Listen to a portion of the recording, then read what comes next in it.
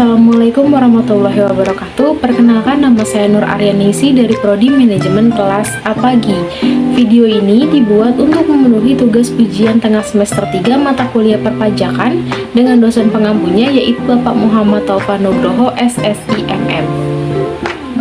Tanpa lama-lama lagi, langsung saja kita ke materinya. Dan berikut adalah materi yang akan dibahas pada video kali ini. Yang pertama ada dasar-dasar perpajakan, yang kedua timbulnya pajak terutang, yang ketiga jenis-jenis pajak penghasilan, dan yang keempat pajak bumi dan bangunan atau PBB. Kita masuk ke yang pertama yaitu dasar-dasar perpajakan. Menurut Undang-Undang Republik Indonesia Nomor 28 Tahun 2007, pajak adalah kontribusi wajib kepada negara yang terutang oleh orang pribadi atau badan yang bersifat memaksa berdasarkan undang-undang dengan tidak mendapatkan imbalan secara langsung dan digunakan untuk keperluan negara bagi sebesar-besarnya kemakmuran rakyat. Ada pula menurut Profesor Dr. Ahmad Sumitro SH. Pajak adalah iuran rakyat kepada kas negara berdasarkan undang-undang, dapat dipaksakan dengan tidak mendapat kontraprestasi yang langsung dapat ditunjukkan dan digunakan untuk membayar pengeluaran umum. Selanjutnya ada fungsi pajak. Yang pertama, fungsi penerimaan atau budgeter merupakan sumber penerimaan pendapatan negara yang akan digunakan untuk membiayai pengeluaran negara baik yang rutin maupun pengeluaran umum lainnya dalam pembangunan. Lalu yang kedua ada fungsi pengatur atau reguleran, yaitu pajak sebagai alat untuk mengatur atau melaksanakan kebijakan pemerintah dalam bidang sosial dan ekonomi. Lalu yang ketiga ada fungsi pemerataan atau pajak distribusi. Pajak ini dapat digunakan untuk menyesuaikan dan menyeimbangkan antara pembagian pendapatan dengan kebahagiaan dan kesejahteraan masyarakat. Lalu yang keempat ada fungsi stabilisasi.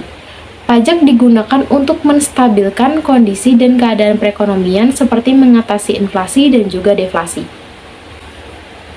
Selanjutnya pembagian hukum pajak. Terdapat dua pembagian hukum pajak, yaitu yang pertama hukum pajak material, yaitu peraturan yang mengatur tentang timbulnya pajak, besarnya pajak, dan hapusnya utang pajak, juga termasuk mengatur hubungan hukum antara pemerintah dan wajib pajak. Misalnya, peraturan tentang tarif pajak, denda, sanksi, serta cara pembebasan dan pengembalian pajak. Lalu yang kedua ada hukum pajak formil, yaitu peraturan mengenai cara melaksanakan hukum pajak material. Hukum ini memuat tentang cara menetapkan utang pajak, kewajiban wajib pajak, kewajiban pihak ketiga, dan prosedur dalam pemungutannya. Misalnya, Undang-Undang Ketentuan Umum dan Tata Cara Perpajakan. Selanjutnya ada kedudukan hukum pajak. Hukum dibagi menjadi dua, yaitu hukum perdata dan hukum publik. Hukum pajak bagian dari hukum publik yang mengatur hubungan antara sebagai pemungut pajak dengan rakyat sebagai pembayar pajak. Dengan kata lain, hukum pajak menerangkan tentang siapa-siapa yang menjadi wajib pajak dan apa yang menjadi kewajiban mereka kepada pemerintah. Hak-hak pemerintah, objek-objek apa yang dikenakan pajak, timbulnya dan hapusnya utang pajak, cara penagihan, dan juga cara mengajukan keberatan. Selanjutnya ada teori yang mendukung pemungutan pajak. Yang pertama ada teori asuransi. Teori ini menyatakan bahwa negara bertugas melindungi, mendukung atau orang dan kepentingannya, termasuk keamanan dan keselamatan jiwa dan harta bendanya, sehingga wajar jika dibebani biaya seperti layaknya premi asuransi. Lalu yang kedua, teori kepentingan. Pembagian beban harus didasarkan atas kepentingan setiap orang dalam tugas-tugas pemerintah, termasuk perlindungan terhadap jiwa dan hartanya, sehingga wajar jika biaya dibebankan kepada mereka. Lalu yang ketiga, teori gaya pikul. Dalam teori ini beranggapan bahwa keadilan pemungutan pajak terletak pada jasa-jasa perlindungan jiwa raga dan harta benda yang diberikan negara terhadap penduduknya. Lalu yang keempat, teori asas gaya beli. Dalam teori ini tidak mempersoalkan asal mula pemungutan pajak. Dalam teori ini, fungsi pajak disamakan dengan pompa, yaitu mengambil dari masyarakat untuk negara yang akan disalurkan lagi kepada masyarakat untuk memelihara hidup dan untuk membawa pada tujuan tertentu. Selanjutnya ada jenis-jenis pajak. Yang pertama menurut golongan. Ada pajak langsung dan pajak tidak langsung. Pajak langsung merupakan pajak yang harus ditanggung sendiri oleh wajib pajak dan tidak dapat dilimpahkan atau dibebankan kepada pihak lain atau orang lain. Contohnya adalah pajak penghasilan atau PPh. Sedangkan pajak tidak langsung yaitu pajak yang dapat dibebankan atau dilimpahkan kepada orang lain atau pihak ketiga. Contohnya adalah pajak pertambahan nilai atau PPN. Yang kedua, menurut sifat, terdiri atas pajak subjektif dan juga pajak objektif. Pajak subjektif adalah pajak yang pengenaannya memperhatikan kondisi subjek wajib pajak, misalnya seperti status perkawinan, jumlah tanggungan, dan lain-lain. Sedangkan pajak objektif yaitu pengenaan pajak yang memperhatikan objeknya baik berupa harta, benda, keadaan, perbuatan, maupun peristiwa yang mengakibatkan timbulnya hutang pajak. Selanjutnya, yang ketiga, menurut lembaga yang memungut, terdiri atas pajak negara dan juga pajak daerah. Pajak negara, pajak yang dipungut oleh pemerintah pusat dan digunakan untuk membiayai rumah tangga negara pada umumnya, seperti PPh, PPN, dan PPNBM. Selanjutnya, yaitu ada pajak daerah, yaitu pajak yang dipungut oleh pemerintah daerah baik tingkat provinsi maupun kabupaten atau kota. Misalnya, pajak kendaraan bermotor, bea balik nama, pajak restoran, pajak hiburan, dan lain-lain. Selanjutnya, ketentuan umum dan tata cara perpajakan atau KUP diatur oleh Undang-Undang Nomor 6 Tahun 1983 sebagaimana telah diubah, yaitu perubahan keempat oleh Undang-Undang Nomor 16 Tahun 2009. Undang-Undang KUP sebagai hukum pajak formal sangat diperlukan agar hukum pajak material, misalnya Undang-Undang PPh, PPN, dan PPNBM, PBB, dan lain-lain, bisa dipungut atau ditagih dengan baik. Undang-Undang KUP membuat bentuk atau tata cara untuk mewujudkan hukum material menjadi kenyataan. Hal ini seperti halnya dengan KUHAP atau Kitab Undang-Undang Hukum Acara Pidana dalam hukum pidana, yaitu agar hukum pidana bisa dijalankan maka diperlukan hukum acaranya. Dalam Undang-Undang KUHP sebagai hukum acara di dalam Undang-Undang Perpajakan adalah mengatur hal-hal mengenai tata cara pendaftaran NPWP dan NPPKP beserta pencabutannya, tata cara penyetoran, pembayaran dan pelaporan pajak, tata cara penetapan utang pajak, hak dan kewajiban wajib pajak, hak kewajiban dan kewenangan fiskus, dan sebagainya. Dengan memahami KUP, maka wajib pajak bisa mengetahui saat timbulnya kewajiban pajak. Wajib pajak bisa memahami jangka waktu untuk mendaftarkan diri untuk memperoleh nomor pokok wajib pajak atau NPWP atau nomor pengukuhan pengusaha kena pajak atau NPPKP. Di KUP ini diatur tata cara dan prosedur pendaftaran, pencabutan maupun pemindahan NPWP dan atau NPPKP. Selanjutnya, NPWP. Di dalam ketentuan umum dan tata cara perpajakan dinyatakan bahwa yang dimaksud dengan nomor pokok wajib pajak atau NPWP adalah nomor yang diberikan kepada wajib pajak sebagai sarana dalam administrasi perpajakan yang dipergunakan sebagai tanda pengenal diri atau identitas wajib pajak dalam melaksanakan hak dan kewajiban perpajakan. Ada pula fungsi dari NPWP ini adalah yang pertama sebagai tanda pengenal atau identitas wajib pajak dan sebagai sarana administrasi perpajakan sehingga wajib pajak hanya diberi satu NPWP. Lalu yang kedua sebagai sarana menjaga ketertiban dan pengawasan administrasi perpajakan sehingga wajib pajak mencantumkan NPWP pada setiap dokumen perpajakan. Selanjutnya ada NPPKP. Nomor pengukuhan pengusaha kena pajak atau NPPKP merupakan nomor identitas yang dimiliki oleh wajib pajak yang telah dikukuhkan sebagai pengusaha kena pajak atau PKP. Fungsi pengukuhan pengusaha kena pajak ini yang pertama sebagai identitas pengusaha kena pajak, yang kedua sarana untuk melaksanakan hak dan kewajiban di bidang pajak pertambahan nilai atau PPN dan pajak penjualan barang mewah atau PPNBM. Lalu yang ketiga alat pengawasan administrasi perpajakan. Selanjutnya tata cara pemungutan pajak. Yang pertama stelsel nyata atau real sale. Pengenaan pajak didasarkan pada objek pajak atau penghasilan yang sesungguhnya diperoleh, sehingga pemungutannya baru dapat dilakukan pada akhir tahun pajak, yakni setelah penghasilan yang sesungguhnya diketahui. Lalu yang kedua ada stelsel anggapan atau fiktif stelsel. Pengenaan pajak didasarkan pada suatu anggapan yang diatur oleh undang-undang. Lalu yang ketiga stelsel campuran. Stelsel ini merupakan kombinasi antara stelsel nyata dan stelsel anggapan. Selanjutnya asas pemungutan pajak. Yang pertama ada asas domisili atau asas tempat tinggal. Negara berhak mengenakan pajak atas seluruh penghasilan wajib pajak berdasarkan tempat tinggal atau yang bertempat tinggal di wilayahnya. Lalu yang kedua, asas sumber. Negara berhak mengenakan pajak atas penghasilan yang bersumber di wilayahnya, tanpa memperhatikan tempat tinggal wajib pajak. Lalu yang ketiga, asas kebangsaan. Pengenaan pajak dihubungkan dengan kebangsaan suatu negara. Pengenaan pajak diberlakukan kepada setiap orang asing yang bertempat tinggal di Indonesia.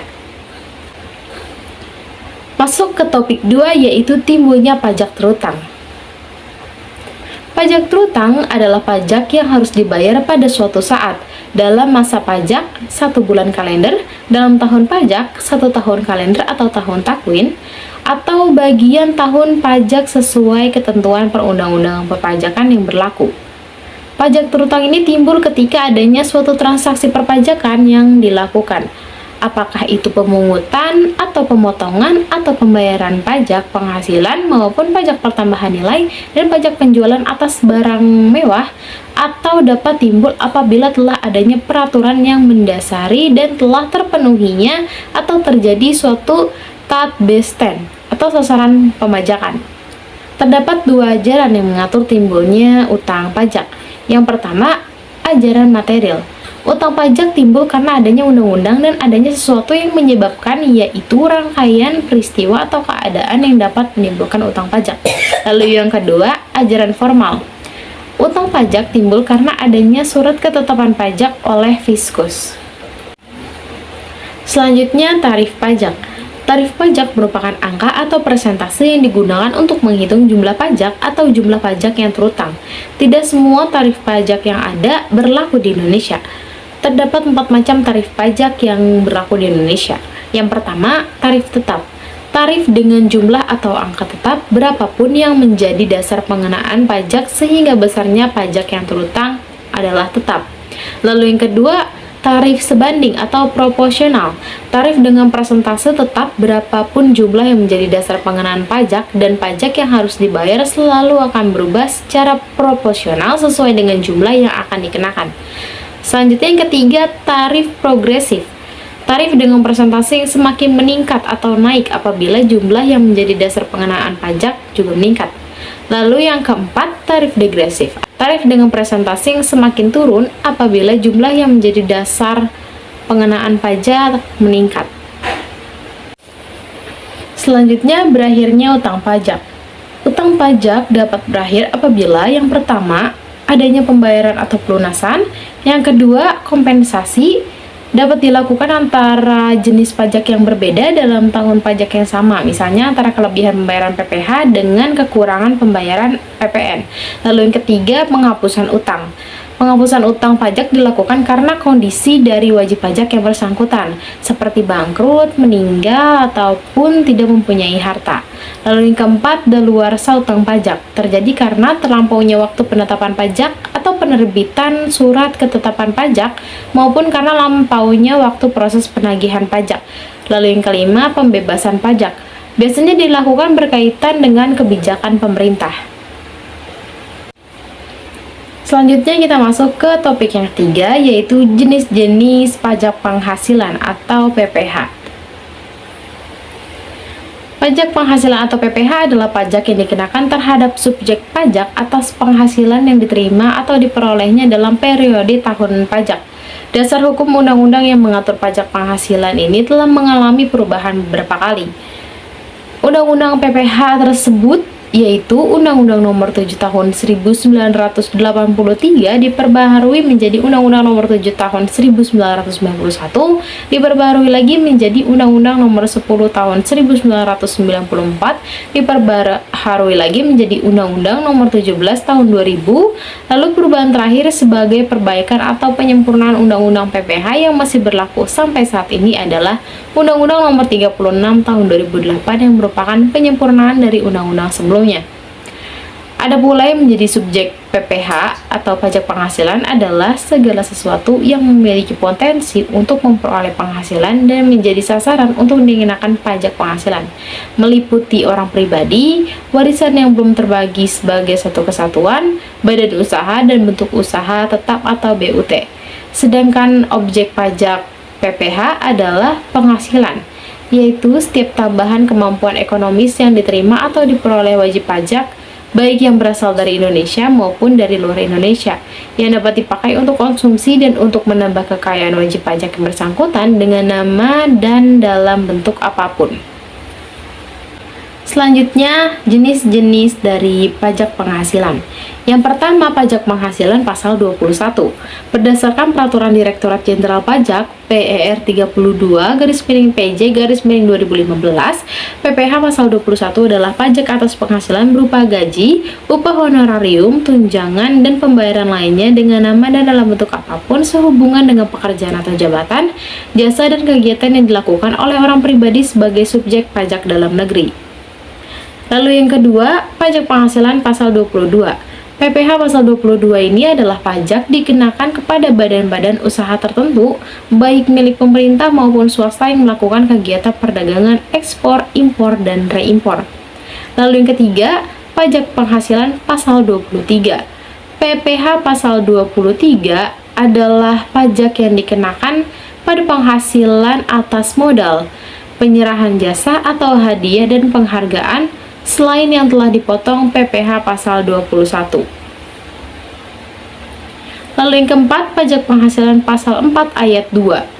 PPH pasal 4 ayat 2 ini merupakan pajak atas jenis penghasilan yang wajib pajak dapatkan dan pemotongannya bersifat final oleh wajib pajak badan maupun wajib pajak pribadi dan tidak bisa dikreditkan dengan pajak penghasilan terutang. Lalu yang kelima, pajak penghasilan pasal 24. PPH pasal 24 yang mengatur pajak bagi wajib pajak untuk memanfaatkan kredit pajak mereka di luar negeri untuk mengurangi nilai pajak terhutang yang dimiliki di Indonesia. Lalu yang keenam, pajak penghasilan pasal 25. PPH pasal 25 ini merupakan pajak penghasilan yang dibayar secara angsuran dengan tujuan agar meringankan beban wajib pajak dan pajak terhutangnya dilunasi dalam jangka waktu 1 tahun dan pembayaran tidak dapat diwakilkan melainkan harus dilakukan sendiri. Selanjutnya yang ketujuh, pajak penghasilan pasal 26. PPH pasal 26 merupakan pajak penghasilan yang dipotong dari badan usaha di Indonesia atas transaksi pembayaran seperti gaji, bunga, dan sejenisnya kepada wajib pajak keluar negeri selain bentuk usaha tetap atau BUT di Indonesia. Lalu yang ke-8, pajak penghasilan pasal 29. PPH pasal 29 merupakan PPH kurang bayar dalam SPT atau surat pemberitahuan tahunan PPH yang dihasilkan dari nilai pajak terutang dikurangi dengan kredit PPH. Terdapat di PPH 21, 22, 23, dan 54 dan PPH pasal 25 dari suatu perusahaan dalam 1 tahun pajak. Lalu yang ke-9, pajak penghasilan pasal 15. PPH pasal 15 adalah pajak yang dipungut dari wajib pajak yang mempunyai atau pada bidang industri, pelayaran, dan juga penerbangan internasional. Adapun bisnis lain yang bisa terkena PPH 15 ini yaitu seperti perusahaan pengeboran minyak. Lalu yang ke-10, pajak penghasilan pasal 19. PPH pasal 19 ini merupakan pajak yang dipungut atas penilaian aset tetap yang ketika dinilai kembali terdapat selisih utang dan atau harga beli untuk saat ini jauh lebih murah dibandingkan nilai pasarnya. Sebagaimana yang dimaksud dengan penilaian yang mana dapat diartikan sebagai reevaluasi. Selanjutnya kita masuk ke topik terakhir yaitu mengenai pajak bumi dan bangunan atau PBB.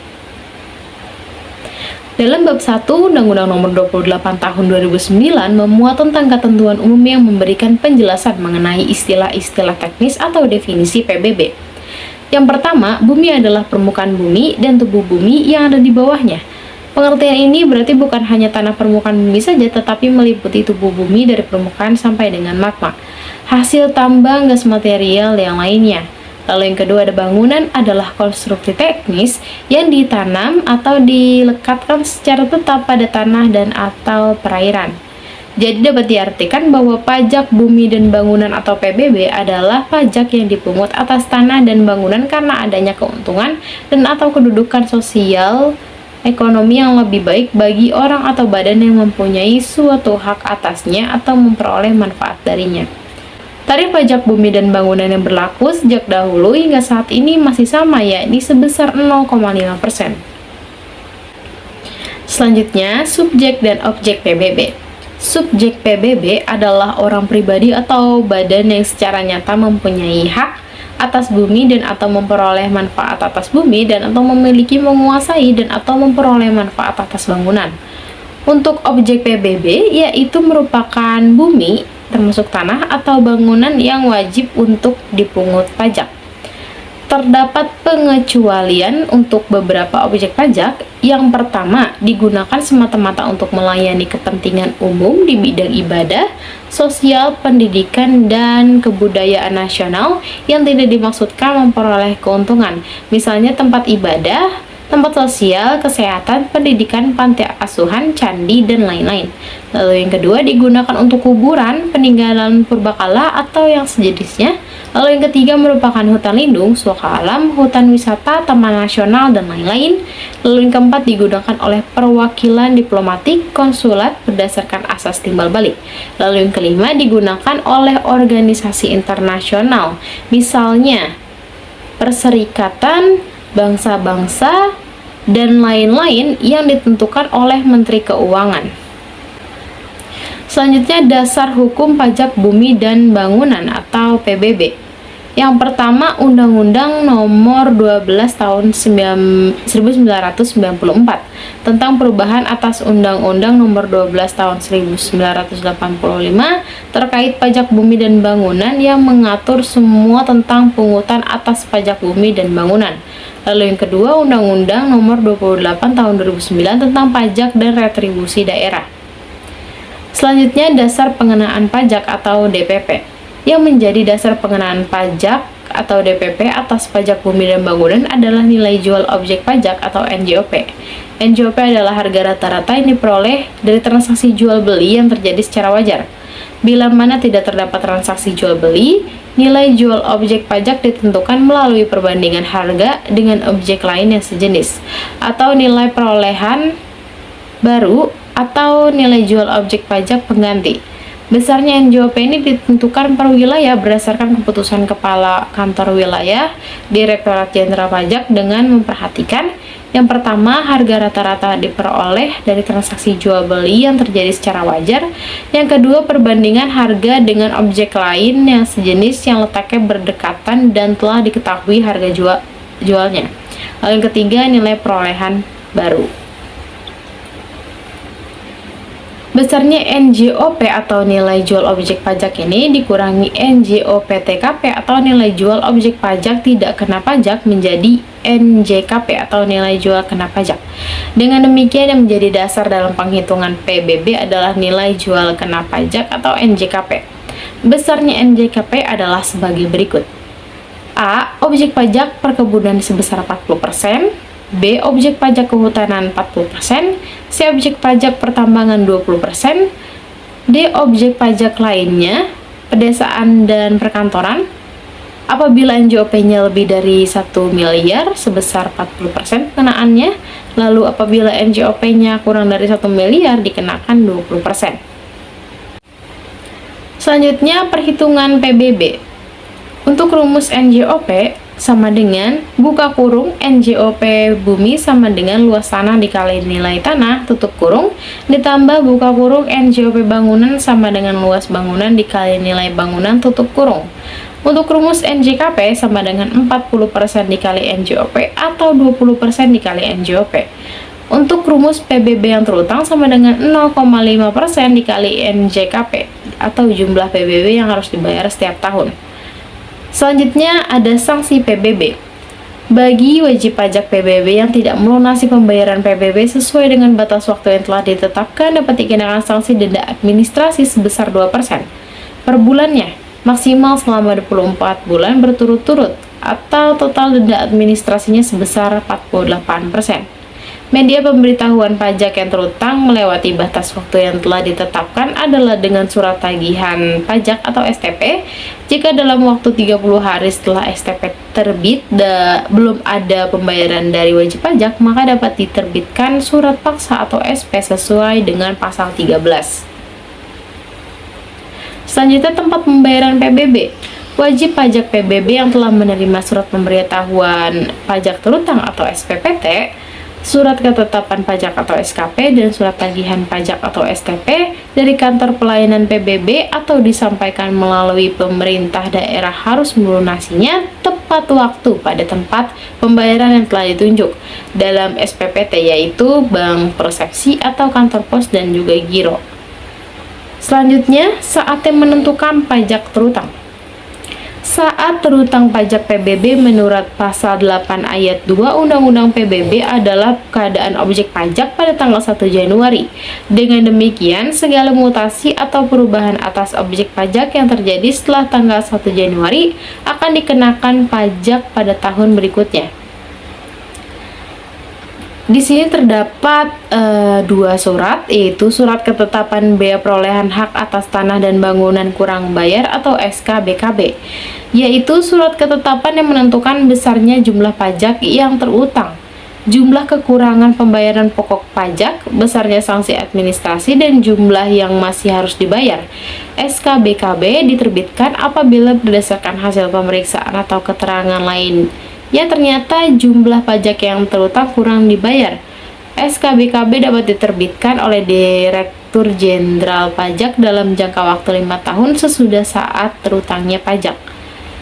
Lalu ada surat tagihan bea perolehan hak atas tanah dan bangunan kurang bayar tambahan atau STB.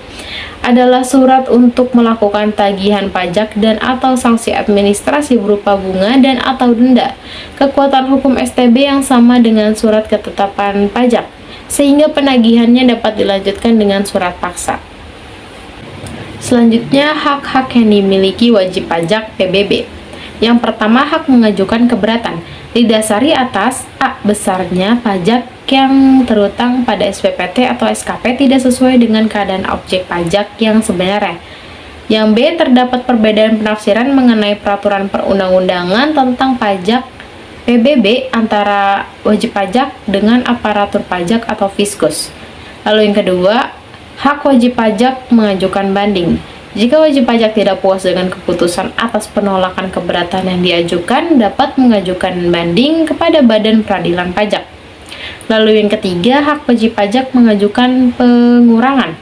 Pengurangan atau pemberian keringanan pajak terutang dapat diberikan kepada wajib pajak dalam hal yang pertama, wajib pajak orang pribadi atau badan karena kondisi tertentu, objek pajak yang ada hubungannya dengan subjek pajak, dan atau karena sebab-sebab tertentu lainnya.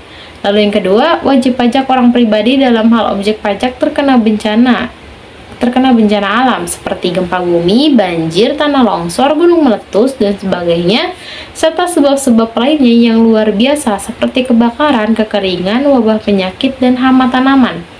Lalu yang ketiga, wajib pajak anggota veteran, pejuang kemerdekaan, dan veteran pembela kemerdekaan termasuk janda atau dudanya. Yang keempat, hak wajib pajak mengajukan pembetulan apabila terjadi salah tulis, salah hitung, atau kekeliruan dalam penerapan perundang-undangan perpajakan yang terdapat dalam SPPT, SKP, maupun STP dapat dibetulkan baik atas permintaan wajib pajak maupun tidak. Hasil proses pembetulan ini berupa sama, lebih kecil, atau bisa juga lebih besar dari pajak terutang. Lalu yang kelima, hak wajib pajak mengajukan pembatalan.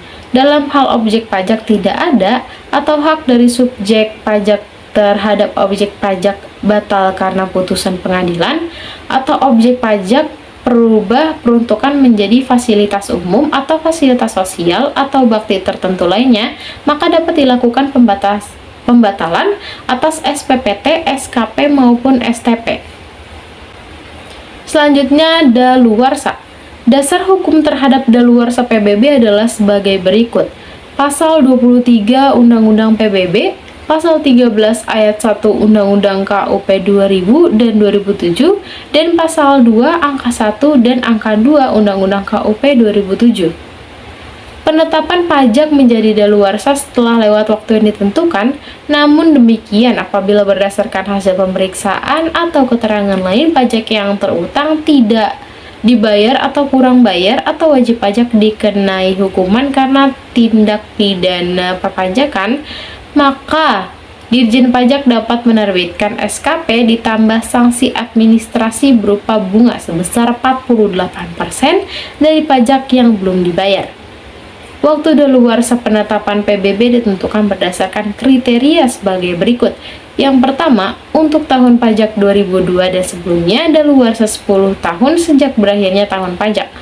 Lalu yang kedua, untuk tahun pajak 2003 sampai dengan tahun pajak 2007, daluarsa pada akhir tahun pajak 2013. Yang ketiga, untuk tahun pajak 2008 dan seterusnya, daluarsa 5 tahun sejak berakhirnya tahun pajak. Selanjutnya, kita masuk ke kompensasi PBB. Kelebihan pembayaran pajak yang diterima oleh wajib pajak tidak hanya dapat diterima melalui cara pemindah bukuan atau restitusi, namun juga dapat pula dialihkan untuk pembayaran lainnya atau kompensasi. Pengalihan pembayaran tersebut dapat dilakukan untuk: yang pertama, ketetapan PBB tahunan yang akan datang. Yang kedua, hutang PBB atas nama wajib pajak lain. Lalu yang ketiga, hutang PBB atas nama wajib pajak lain untuk tahun yang akan datang. Dan berikut adalah sumber-sumber yang digunakan pada materi kali ini. Baiklah, sekian materi yang bisa saya sampaikan. Mohon maaf apabila ada kesalahan dalam pengucapan, penulisan, dan juga pengetikan. Terima kasih. Wassalamualaikum warahmatullahi wabarakatuh.